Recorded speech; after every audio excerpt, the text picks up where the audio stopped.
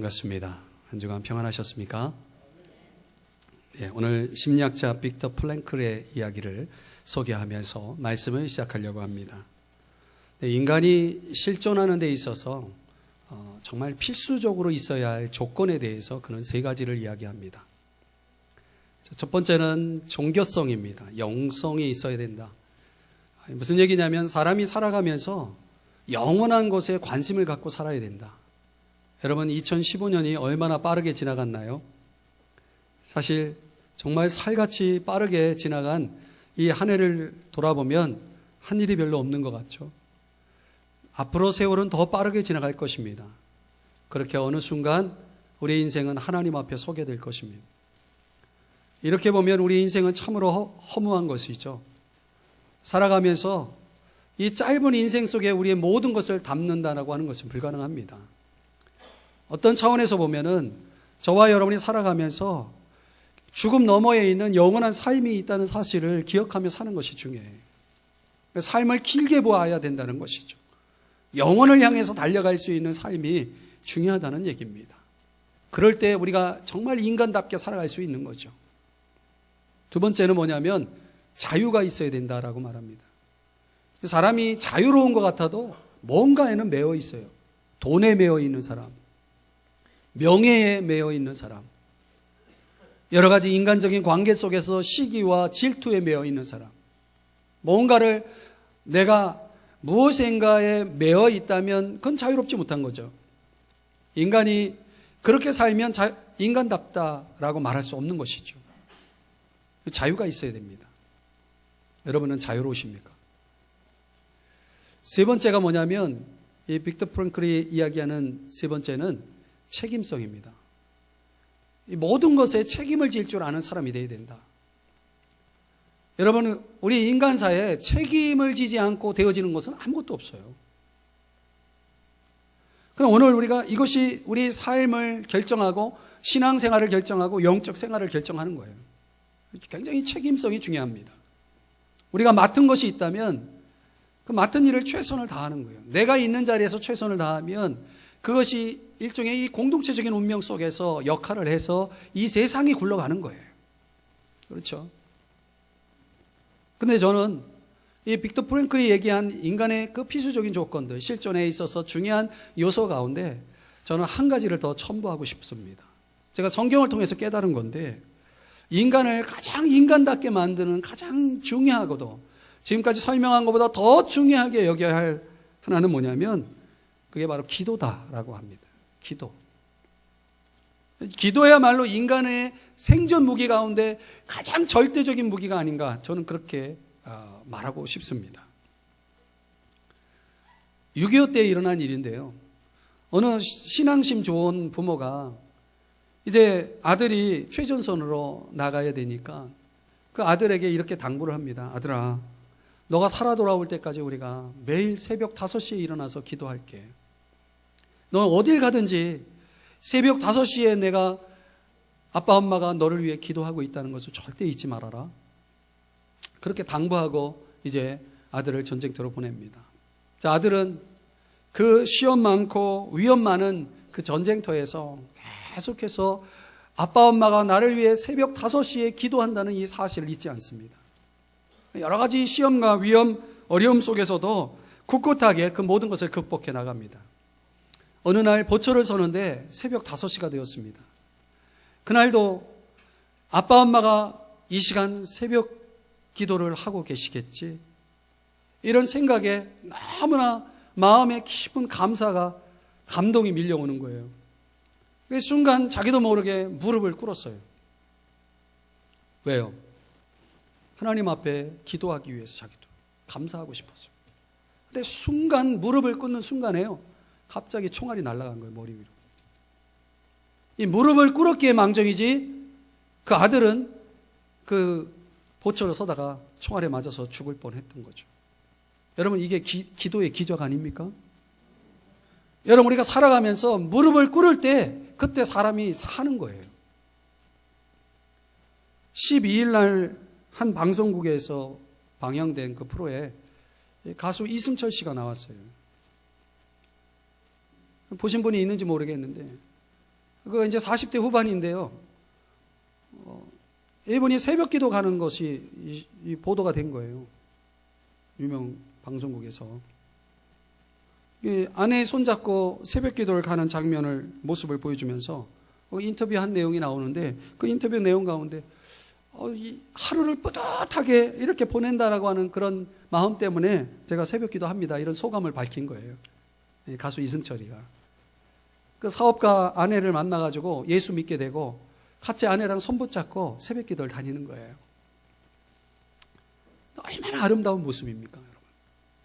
여러분, 하루를 우리가 어떻게 시작하고 있느냐 한번 돌아보세요. 여러분, 기도하고 계시나요? 저는 오늘 바울이 기도의 사람이었을 뿐만 아니라 바울이 로마 교인들에게 기도를 부탁하고 있는 내용을 오늘 본문에서 보여주고 있어요. 우리가 지금 15장까지 지금 와 있는데요. 이제 16장 한 장만 더 하면 이 로마서는 끝납니다. 이 본문을 통해서 오늘 이 아침에 같이 여러분들과 은혜 받고 싶은 주제는 그거예요. 이 기도의 삶이란 것이 도대체 뭐냐? 여기에 대한 지혜를 우리가 같이 좀 얻어보고 싶다는 것입니다. 첫 번째는요, 오늘 본문 속에서 기도의 전제가 있다는 것을, 기도가 어떻게 가능할 수 있느냐를 먼저 소개해 줍니다. 30절입니다. 30절 본문을 보시면 주 예수 그리스도와 성령의 사랑으로 말미암아, 이게 뭘 강조하냐면 하나님과의 관계를 강조하고 있어요. 기도는 어떻게 가능하냐면 하나님과 관계가 맺어질 때 가능한 것이에요. 좀 더 설명하면은 저를 보시죠. 예수 그리스도와 나와 관계가 맺어졌을 때에 그때 기도가 시작될 수 있는 거예요. 여러분, 예수님을 믿지도 않는 사람이 예수 이름으로 기도할 수 있습니까? 못해요. 만약에 예수 이름을 믿지 않는 사람이 기도한다 그러면 예수님께 기도하는 게 아니고 다른 타종교에서 존재하는 그런 기도를 하고 있겠죠. 기도하려면, 이 기독교에서 말하는 기도가 가능하려면 예수님을 믿어야 돼요. 내 안에 예수님을 영접하고 예수님을 구주로 주님으로 영접하고 내 안에 그분을 모셔드려야 기도가 시작될 수 있는 거예요. 여러분, 예수 믿습니까? 그럼 여러분 기도할 수 있는 거예요. 아직 예수님을 내 마음에 모신 적이 없는 분들은 기도가 안 될 거예요. 아니, 기도를 못 할 거예요. 그럼 여러분이 예수님을 모셔드려야 돼요. 예수 그리스도로 말미암아. 이게 전제예요. 두 번째는 성령의 역사를 의지해야 됩니다. 여러분, 기도는요, 이게 사람의 어떤 행위, 수련 행위가 아니에요. 이게 보다 깊은 의미가 있어요. 성령이 하시는 역사가 있는데요. 뭐냐면 로마서 5장 5절 우리가 앞서 살펴본 본문에 의하면은 하나님의 사랑이 성령을 통해서 우리 마음에 부어진대요. 사랑이 우리 가운데 부어져요. 성령이 역사하는 사람은 하나님을 사랑하게 돼 있어요.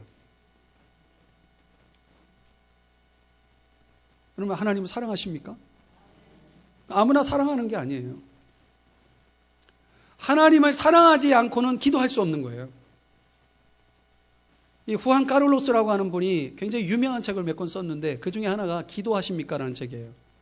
제가 아주 오래전에 소장하고 있었던 책을 우연히 이 책을 보게 되었어요. 다시. 근데 거기에 어떤 내용이 나오냐면 서론에 그런 내용이 나와요. 지금의 아내 그 마르다라고 하는 여인을 처음 사랑하게 되었을 때 이야기인데 처음 만나 교제를 시작하니까 너무너무 좋더래요. 그래서 어떻게 하면 그 마르다와 오랜 시간을 보낼까를 고민하는데 장인 되시는 분이 일주일에 3번만 만나라고 얘기하더라고요. 3번 만났을까요? 천만의 말씀이에요. 어떻게 3번만 만나요? 그게 사랑이에요? 매일 만났대요. 장인을 속여가면서 이 핑계 저 핑계 대면서 속이려고 속인 건 아니죠. 너무 좋은데 어떡할 거예요? 여러분이요, 한 사람이 누군가를 사랑하게 되면요, 그 사람을 자꾸 만나고 싶어지는 거예요. 안 그래요? 그래요, 안 그래요? 표정들이 왜 그러세요? 제가 틀린 말 했습니까? 여러분, 오래 함께 있는 것이 이게 시간을 허비하는 겁니까? 사랑하는 연인들이 함께 오랜 시간을 보내는 게 허비하는 거예요? 그런 게 어디 있어요? 사랑하면 오랜 시간 함께 있고 싶어지는 거예요. 이게 바로 기도예요. 후안 카를로스가 그 책에서 강조하는 게 뭐냐면, 왜 사람들이 하나님을 믿는데, 하나님을 사랑하는데 기도에 나오지 않을까? 자기는 절대로 이해할 수 없다고 얘기를 합니다. 어디 놀러 가자고 하면 제일 먼저 나오는 사람들. 죄송해요. 여러분 중에 누구를 가르쳐서 얘기하는 게 아니에요. 여러분, 노는 거에 빠질 수 있습니까? 얼마나 좋아요. 그죠? 기도에 좀 나오라 그러면 안 나와요. 뭐가 없어요? 사랑이 없는 거예요. 그래서 후안 카를로스가 뭐라고 얘기했냐면, 기도는 로망스다 그랬어요. 로망스. 여러분, 로망스가 뭔지 알아요? 정확하게 얘기하면 로맨스. 뭐예요? 여러분, 사랑하는 여인과 그 로맨스를 우리가 즐길 때에 함께 한다는 건 그건 너무나 행복한 거예요. 하나님과의 사랑에 빠진 사람들은요, 어떻게 하면 하나님과 함께 시간을 보낼까? 그 생각밖에 없어요. 또 그가 후안 카를로스가 기도를 정의하기를 인터넷의 연결 코드와 같다라고 얘기했어요. 우리가 인터넷에 이렇게 전원을 통해서 뭡니까? 전원을 켜고 그리고 인터넷 통해서 수많은 지식을 얻잖아요. 여러분, 하나님과 연결된 사람들은요, 인터넷에서 얻을 수 있는 거랑 비교가 되지 않는 어마어마한 것들을 얻게 돼 있어요. 그러니까 전원 코드만 꽂으면 기도만 하면 되는데 그걸 꽂지를 않아요.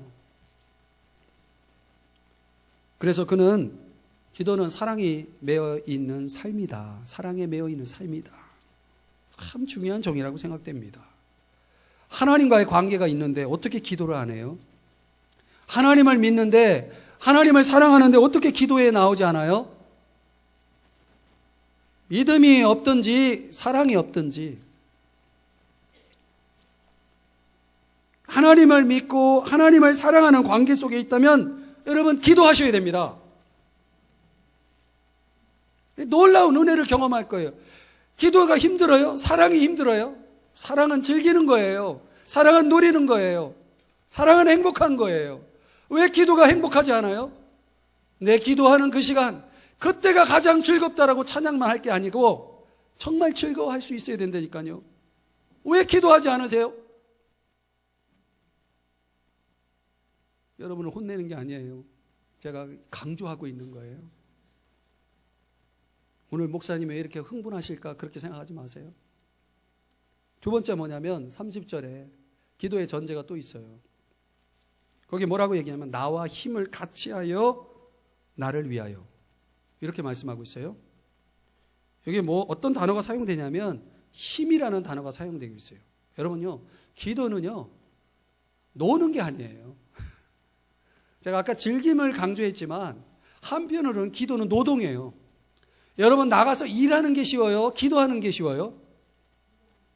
일하는 게 쉽습니다. 나는 24시간 일하라 그러면 일하겠어요. 근데 24시간 기도하라 그러면 죽을 것 같아요. 기도가 그렇게 힘들어요. 왜 그러냐면 기도는요, 몸만 쓰는 게 아니에요. 정신만 쓰는 게 아니고 마음만 쓰는 게 아니고 온 영을 다해서 쏟는 거예요. 기도가 굉장히 힘든 거예요. 그래 힘이 드는 거예요. 근데 여러분, 힘을 쓸 때 나 혼자 쓰면 힘들어요? 안 힘들어요? 힘들어요. 그래서 백지장도 맞으면 난 거예요. 그래서 힘을 어떻게 해야 돼요? 같이 하여. 기도는요, 기도의 존재가 뭐냐면 기도는 혼자 하는 게 아닙니다. 절대 기도는 혼자 하는 게 아니에요. 여러분, 나 기도 혼자 잘해요. 그런 사람 치고 기도하는 사람 제가 못 봤어요. 기도는 절대로 혼자 할 수 없습니다. 왜 그래요? 힘이 들기 때문에 혼자 할 수 없습니다. 혼자 하더라도 그 힘이 금방 빠져요. 힘이 빠지기 때문에 어떻게 해요? 기도를 멈추게 돼 있어요. 엄청난 노력이 요구되는 겁니다. 그럴 때, 이럴 때는 상부상조 해야 돼요. 같이 협력하지 않으면은, 팀을 이루지 않으면은, 그래서 바울이 뭐라고 얘기냐면, 야, 너희 기도에 나와 힘을 같이 하여 나를 위해서 기도해달라. 이렇게 얘기했어요. 그러니까 바울이 혼자 기도하지 않고, 꼭 이렇게 좀 나를 위해 기도해 줄래? 여러분, 혼자 기도하려고 하지 마세요. 여러분이 기도를 같이 하려고 하면 그 기도는 역사하는 힘이 많아요. 출애굽기 17장을 보고 제가 성경을 통해서 깨달은 게 뭐냐면 이스라엘 백성들이 아말렉과의 전투에서 이제 싸움을 하는데 전투가 벌어졌어요. 근데 그 전투 방식이 희한해요. 전방에서 칼을 가지고 싸우는 사람이 있고 후방에서 기도하는 후방팀이 있어요. 지원팀이 있어요. 그런데 그 전세를 결정하는 기준이 뭐냐면 앞에서 칼을 들고 열심히 싸우는 사람들에 의해서 결정나지 않고 뒤에서 이 기도의 손을 들고 있는 이 손이 올라가냐 내려오냐에 따라서 그 전투가 달라져요. 전세가. 이건 굉장히 중요한 진리를 우리에게 전해주는 거예요. 여러분 함께 뒤에서 이렇게 기도하는 지원팀이 없어가지고는 인생의 전쟁에서 승리할 수 없어요. 그 전투를 통해서 우리가 배울 수 있는 중요한 교훈은 뭐냐면 기도 없이는 우리가 절대로 이기지 못한다. 이걸 가르쳐 주는 거예요. 그런데 또 하나 중요한 진리는 뭐냐면 그 함께 후방에서 세 사람이 기도하는데 몇 사람이요? 세 사람. 모세와 아론과 홀. 이 세 사람이 다 가족 관계예요. 그래서 제가 깨달은 게 뭐냐면 가족이 함께 기도하면 그 가정은 잘 되게 돼 있어요.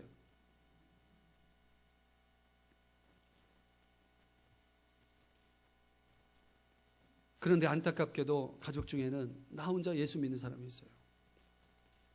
부부가 같이 기도하고 부모와 자식들이 함께 모여서 기도하면 좋겠는데 그렇게 할 수 없는 여건 속에 있는 사람들 실망하지 마세요. 또 하나의 가족이 있어요. 영적인 가족. 그게 뭐예요? 교회예요. 교회도 가족입니다. 그래서 여러분들이 이 영적인 구성원들, 이 가족들을 통해서 구역을 통해서 기간을 통해서 또 새벽에 그리고 수요일, 금요일 이런 시간들을 여러분들이 함께 힘을 같이 해서 기도하는 현장으로 여러분들이 활용하지 못하면 여러분들은 참 안타까운 거예요. 기도는요, 노동이기 때문에 반드시 지쳐서 멈추게 돼 있어요. 멈추면요, 호흡을 멈추는 것 같아요. 그 사람은 반드시 문제가 생기게 돼 있습니다. 왜냐하면 호흡을 멈췄는데 문제가 안 생겨요. 그럼 인공호흡이라도 해야죠. 그러니까 누군가 나를 위해서 호흡할 수 있도록 도와줘야죠. 그게 뭐예요? 합심기도예요. 합심기도. 모든 만사가 여러분 혼자 독불장군으로 내가 혼자 잘해가지고 되는 일이 하나도 없어요. 같이 힘을 합하면 뭐든지 할 수 있는 거예요. 기도도 마찬가지라는 거죠. 함께 기도하시면 이깁니다. 계속 이깁니다. 그래, 부부가 같이 기도해야 됩니다, 여러분. 자식들, 자녀들과 같이 모여가지고 그래도 조금이라도 한번 같이 모여서 잠깐이라도 기도하는 시간을 가지란 말이에요. 이게 중요해요. 또 하나 기도에 대해서 중요한 전제가 또 있는데 뭐냐면 여기 뭐라고 바울이 얘기하냐면 나를 위해 기도해달라고 그래요. 아니 왜 너를 위해 기도하냐? 나를 위해 기도해야 되지. 여러분 누가 여러분에게 기도를 부탁해요? 그러면 여러분 아니 내 기도하기도 바빠 죽겠는데 무슨 기도를 부탁해? 여러분요 잘 들어보세요. 남을 위해 기도할 줄 아는 사람이 기독교인입니다. 세상의 모든 종교가 다 기도가 있어요. 그런데 그 기도를 깊이 들어가 보면 다 자기를 위해 기도해요. 그런데 기독교 안에는 기도가 남을 위한 기도가 존재한다는 거예요. 그럼 모범을 보여주신 분이 누구예요? 예수님이에요. 예수님은 항상 늘 언제나 지금도 남을 위해 기도하세요. 우리를 위해 기도하세요. 나 자신을 위해서, 가정을 위해서, 자식을 위해서, 일터를 위해서 기도할 줄 누가 몰라요? 사람들이요. 나와 관련된 문제가 있으면 막 기도할 줄 알아요. 막 기도 열심히 해요. 그러다 해결되면 기도 안 해요. 그리고 기도 제목 물어보면 기도 제목 없대요. 그런 사람을 가르쳐서 뭐라고 해요? 이기적인 사람이라고 그러는 거예요. 여러분, 이기적인 사람이 이기적인 기도를 하는 거고 이기적인 기도를 하는 사람이 이기적인 삶을 사는 겁니다. 반대로 얘기하면 남을 생각할 줄 아는 사람이 남을 위해 기도할 줄 알고 남을 위해 기도할 줄 아는 사람이 남을 위해 사는 이타적인 삶을 살게 되는 거예요. 뭐예요? 기도는 삶인 거예요. 동의가 되세요? 누군가를 위해 여러분 기도해 본 적 있나요? 나를 위해서는, 내 자식을 위해서는 정말 목숨 걸고 기도를 해봤지만 다른 사람을 위해서 기도해 본 적 있나요? 그렇게? 기도가요, 제가 깨달은 게 그거예요. 기도는 신앙이자 인격이다. 제가 그걸 깨달았어요. 이 말씀 준비하다가. 그래서 제가 오늘 이 말씀을 전하면서 너무너무 기쁜 거예요. 이 굉장한 메시지를 제가 깨닫고 여러분에게 전하는 기쁨이 있어요. 기도는요, 인격이에요. 그 사람. 그 사람이 어떤 기도를 하고 있느냐를 보면 그 사람의 인격이 나타나요. 그 사람의 신앙도 나타나요. 다 보여지는 거예요. 사람이 내 신앙과 내 인격을 드러내는 현장이 있어요. 그 중에 하나가 기도예요. 믿는 만큼, 사랑하는 만큼 기도하고요, 정말 참된 인간이 되는 만큼 남을 위해서 기도하게 되는 거예요. 여러분 기도하고 계십니까? 기도 안 하는 사람 너무 많아요.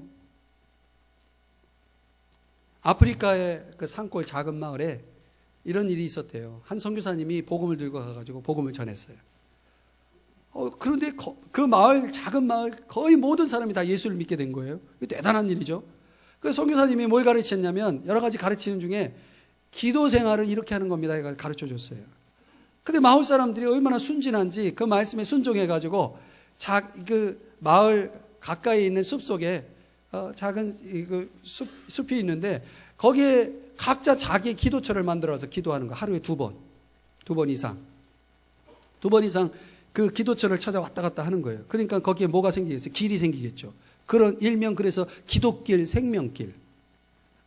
각자 자기 기도처가 있어가지고 그 기도하는 거예요. 왔다 갔다. 근데 어느 날 보니까 한 사람이 이제 자기 기도처를 찾아가는데 저기 있는 기도처에 풀이 자라기 시작해요. 풀이 자라는 거예요. 그럼 뭘 얘기하는 거예요, 이게? 며칠 안 왔다는 얘기예요. 매일 왔다 갔다 수시로 하는데 길이 생기고 그 앉으면은 풀이 안 자라게 돼 있잖아요. 근데 풀이 자란다는 건 며칠 기도 안 한 거예요. 그러면 그 한 사람이 친구가 찾아가가지고 조용히 이렇게 얘기한대. 형제님, 생명길에 풀이 많이 자랐네요. 풀이 많이 자랐어요. 이렇게 얘기해 준대요. 그래도 변화가 없으면 아예 그 조언을 한 그 친구가 몇 사람을 이렇게 모아가지고 대신 그 기도처에 가서 기도한대요. 그 풀이 자란 곳에 가서 대신 기도를 해주는 거예요.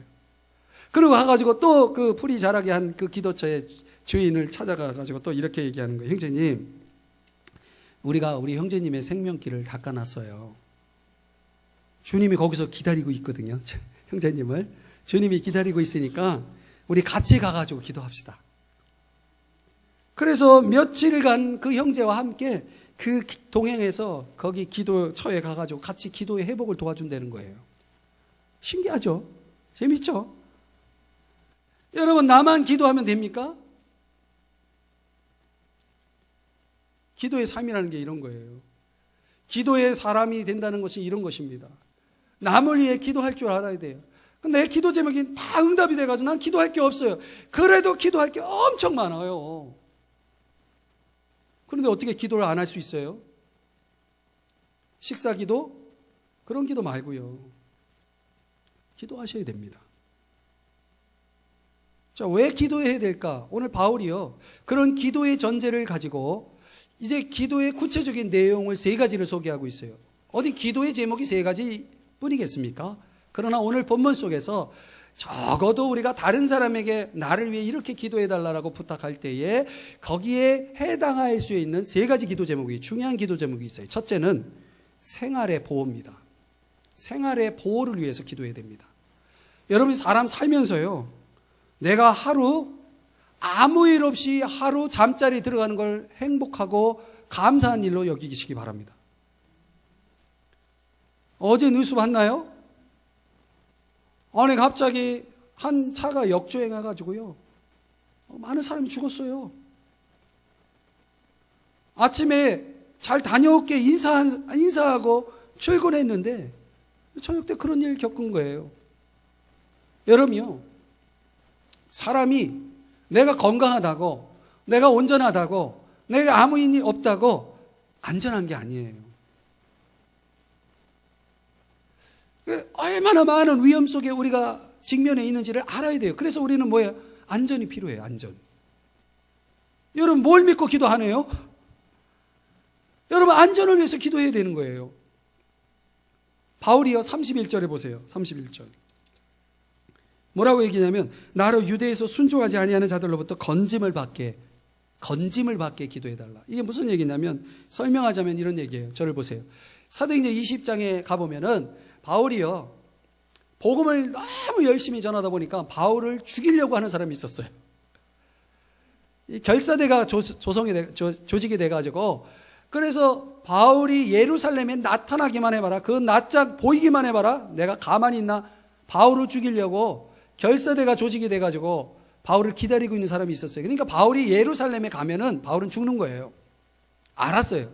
그럼에도 불구하고 바울이 복음을 전하는 일을 너무 열심히 하니까 죽을 각오를 하고 가려고 그래요. 그러면서 바울이 뭐라고 얘기냐면 나를 좀 보호해 주시기를 위해서 기도해 주십시오. 기도를 부탁하고 있어요. 이 두 가지 입장이에요. 하나는 사명을 끝까지 감당하고 싶은 거예요. 아니, 복음 전하다가 죽을 수도 있겠지만 복음을 좀 더 많은 사람에게 전하고 싶은 거예요. 바울이 지금 계획이 많아요. 예루살렘에도 가야 되고 로마에도 가야 되고 저 스페인에도 가야 되고 지금 저 유럽 선교 얼마나 많은 사람들에게 복음을 전해야 되는데, 근데 예루살렘에 가서 죽을 수도 있지만 좀 더 일하고 싶은 거예요. 좀 더 일하고 싶은 거예요. 그래서 나를 좀 보호해달라고 위해서 기도해달라고 부탁하는 거예요. 또 하나는요, 바울을 지금 너무 악하게 대하는 사람들이 지금 있어요. 그러니까 바울이 그 악함에 휘둘리지 않게를 위해서 기도하는 거예요. 지금 사람이요, 여러분 살면서 그런 사람 제가 많이 봤어요.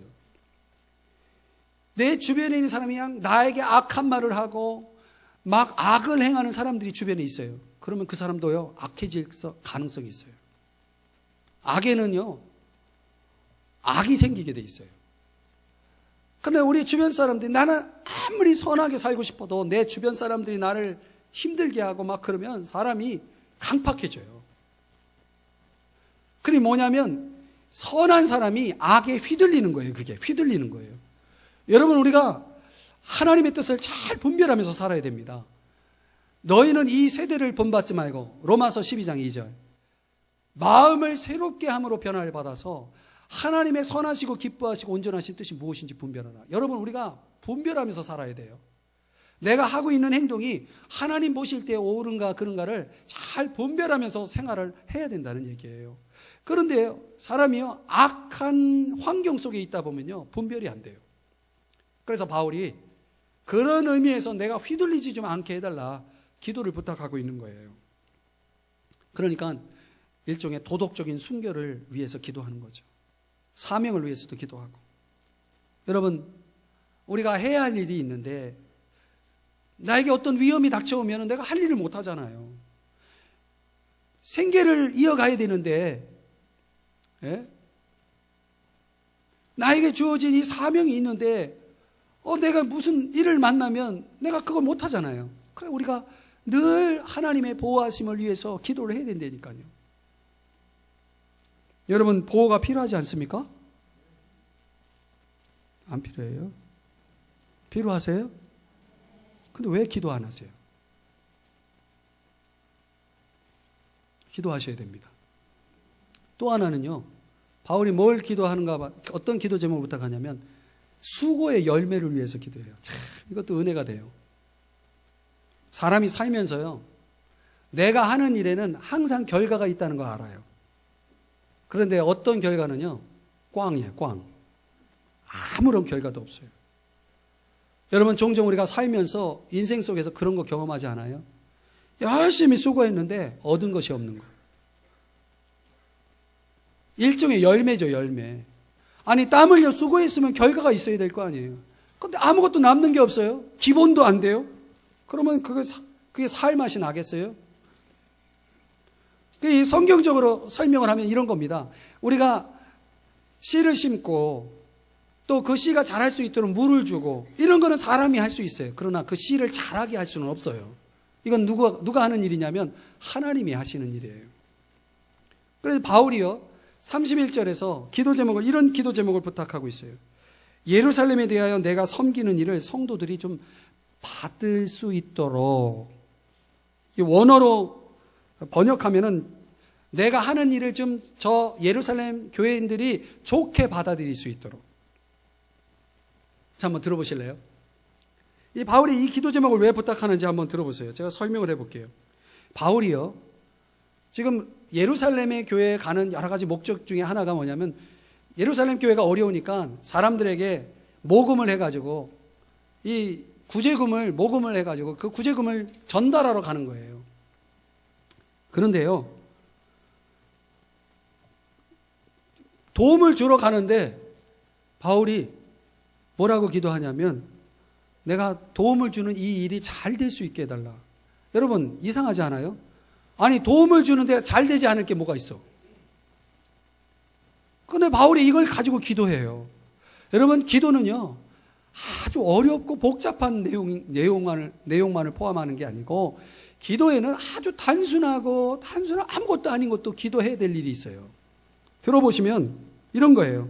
세상에는요, 죽어도 좋은 말 듣지 못하는 경우가 많아요. 말하자면 좋은 일 하고도 욕먹는 사람 많습니다. 그런 경우가 있어요, 없어요? 있어요.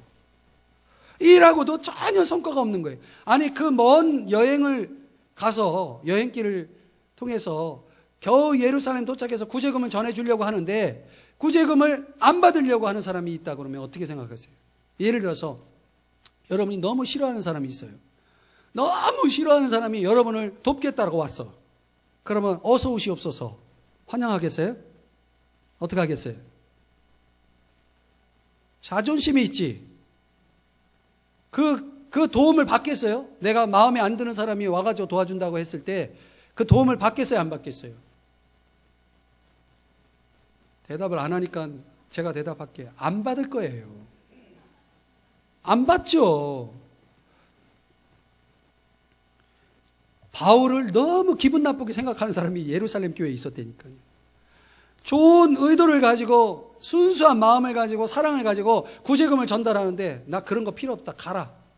그러면 그 먼 거리를 여행한 수고가 뭐가 되는 거예요? 헛수고가 되는 거예요. 그 바울이 이걸 위해서 기도하는 거예요. 여기서 깨닫는 게 뭐냐면, 여러분, 이 섬김의 과정에서 섬기는 사람도 중요하고 섬김을 받는 사람도 중요해요. 서로에 대한 이해가 없으면요, 섬기는 그 과정 속에서 많은 사람이 상처받고 또 오해도 많이 생겨요. 서로에 대한 이해가 없으면요, 도움을 주고도 욕먹고 도움을 받을 수 있음에도 불구하고 도움받지 못하고 이런 경우가 너무너무 많다는 거예요. 주는 자 받는 자가 다 뭐예요? 기도가 필요한 거예요. 도움을 받을 때도 기도를 해야 되고 도움을 줄 때도 기도해야 되는 거예요. 그 물질을 사용함에 있어서만 적용되는 것이 아니고 섬김을 포함해서 우리가 하는 모든 일들은 다 기도가 필요해요. 왜냐하면 하나님이 함께 해주셔야 되기 때문에. 성경에 이런 말씀이 있어요. 여호와께서 집을 세우지 아니하시면 세우는 자의 수고가 헛되며 여호와께서 성을 지키지 아니하시면 파수꾼의 깨어있음이 헛되도다. 여러분, 베드로라는 사람이 어부로서는 베테랑이에요. 고기 잡아서 가족의 생계를 유지해 나가는데 어느 날 밤이 새도록 고기를 잡았는데 한 마리도 잡히지 않는 거예요. 이런 일이 비일비재하게 있습니다. 그래서 성경은 뭐라고 얘기하냐면, 내가 내 손이 수고한 대로 먹을 것이라 내가 복되고 형통하리로다. 이게 복이에요. 수고한 대로 먹는 게 복이에요. 수고하지도 않았는데 주어지는 게 복이 아니고 수고한 것만큼 먹는 것도 복이에요. 어떤 사람은 아무리 수고해도 얻는 것이 없는 사람도 있다니까요. 그래서 미국의 설교가 비처라고 하는 분이 이런 말을 했어요. 사람은 한 가지 일을 하면서 세 가지 고생을 한대요. 첫째, 일하기 전에 실패할까 걱정하느라 고생. 두 번째, 일하느라 수고하면서 고생. 세 번째는 일해놓고 결과를 걱정하느라 고생. 이게 인간이에요. 그런데 기도를 안 해요? 여러분, 하나님 앞에 겸손하시기를 바랍니다. 모든 일에 하나님의 은혜가 필요해요. 내가 열심히 하면 되냐? 열심히 중요하지만 그것만 가지고는 안 되는 거예요. 그래서 우리의 매일의 삶의 자리는 피조물이에요. 나는 피조물이다. 하나님은 창조주이시다. 그래서 우리가 항상 피조물의 자리에 들어가서 창조주 하나님의 은혜를 입고 살아가는 삶의 패턴을 가져야 됩니다. 그래서 하루의 시작은 언제나 기도가 되어야 되는 거예요. 아셔요? 왜 기도 안 하세요? 기도하시기를 바랍니다. 세 번째는 참된 안식을 위해 기도해야 됩니다. 이게 굉장히 중요한 거예요. 누구나 쉼을 원해요. 그래서 2박 3일 펜션 하나 빌려가지고 쉬러 가요. 근데 안 쉬어져요. 가서 쉽니까? 열심히 밥해 먹느라고 바쁘지. 놀러 다니라고 바쁘지. 그래서 쉬러 갔다가 피곤해서 와요.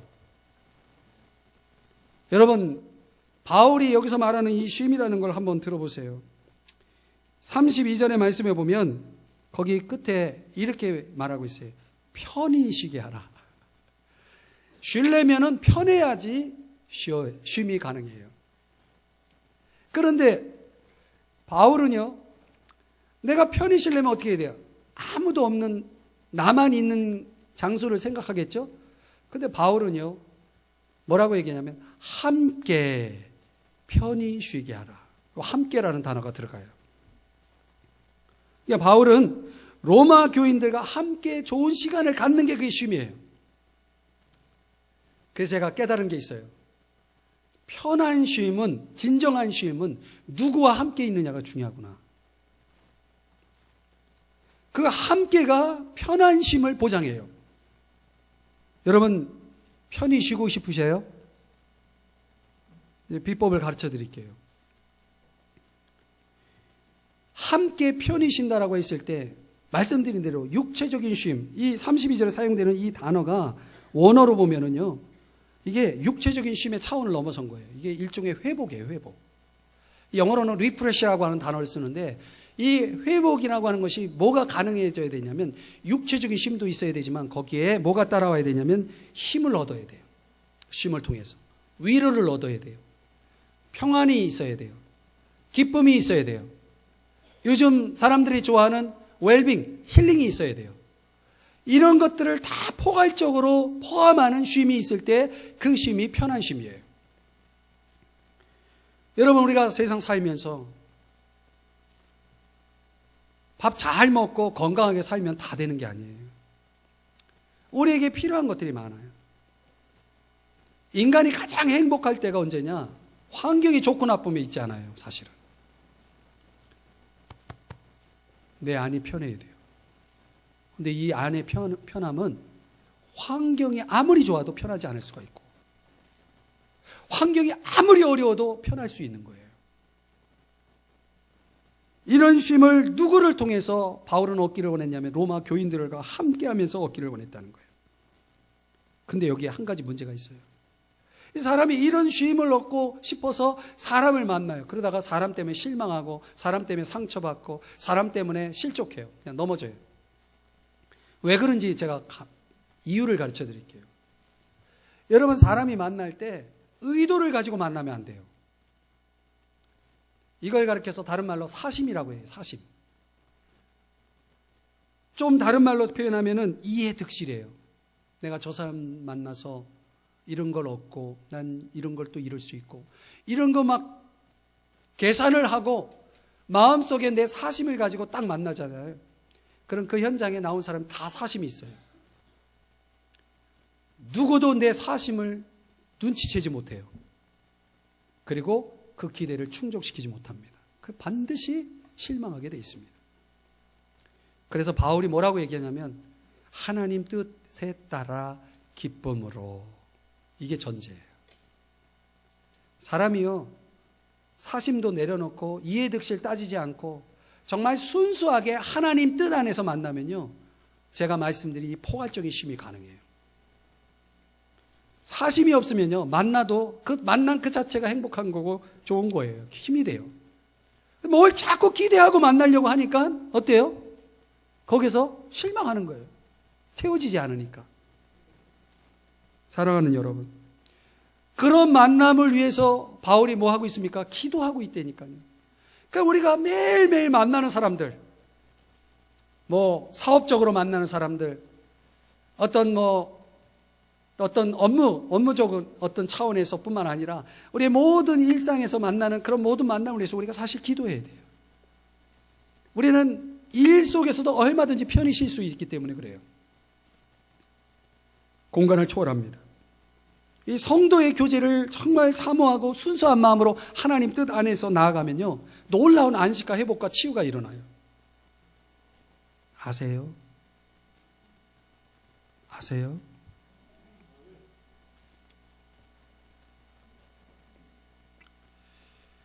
말씀을 정리해 볼게요. 어느 산마루에 새 나무 그루가 있었는데 나무가 다 꿈이 있었어요. 첫째 나무 꿈은 금으로 입혀진 보석함이 되는, 그래서 보배로운 것을 담을 수 있는 보석함이 되는 게 꿈이에요. 둘째 나무는 군함이 되어서 왕을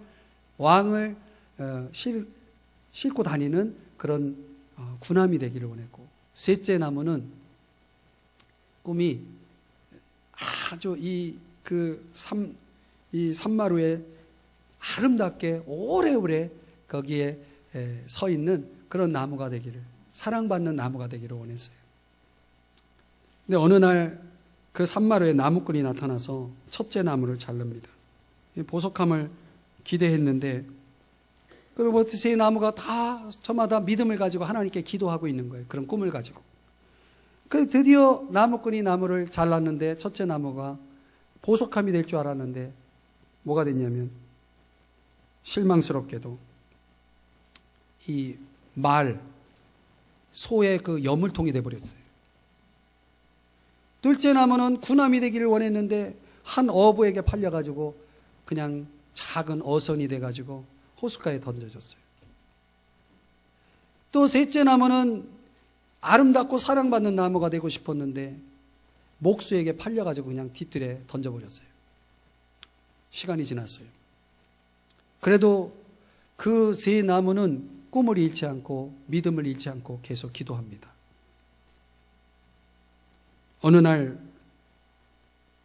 그 소 여물통이 되어 있는 그 현장에 세상에서 가장 보배로운 아기가 태어납니다. 누굴까요? 예수님입니다. 그리고 둘째 나무는 군함이 아닌 어선이 되어가지고 초라하게 호숫가를 떠다니고 있는데 거기에 그 배에 왕 중의 왕이신 한 분이 타십니다. 누구십니까? 예수님입니다. 그리고 사랑받고 아름다운 나무가 되기를 원했던 그 목수의 집에 뒤뜰에 던져진 나무는 어느 날 로마 군사의 명령에 따라서 십자가라는 형틀로 만들어집니다. 그리고 거기에 한 분이 달리십니다. 영광의 왕이신 주님이 말이죠. 그리고 그 십자가는 훗날 수많은 사람들의 사랑을 받습니다. 십자가보다 더 아름다운 나무는 없습니다. 결국 이 세 나무의 기도는 응답이 된 것입니다. 사랑하는 여러분, 우리가 드리는 기도는요, 결코 헛되지 않습니다. 우리가 드리는 기도는 결코 헛되지 않습니다. 하나님은 반드시 기도에 응답해 주십니다. 사랑하는 여러분, 그런데 기도하고 계십니까? 하나님을 믿습니까? 하나님을 사랑합니까? 기도하셔야 됩니다. 혼자 기도하지 마셔야 됩니다. 함께 기도하시기 바랍니다. 여러분 할 수만 있다면 기도의 모임 속에, 여러분이 참여할 수 있는 모든 기도의 모임 속에 참여하십시오. 여러분의 인생을 바꿀 겁니다. 여러분의 인생을 풍요롭게 만들 것입니다. 생활의 보호, 수고의 열매, 참된 안식이 필요합니까? 당연히 기도하셔야 됩니다. 오늘 바울처럼 저와 여러분이 이 기도의 은혜 속에서 기도의 기적을 가지고 살아가는 여러분 되시기를 주님의 이름으로 축복합니다. 기도하시겠습니다.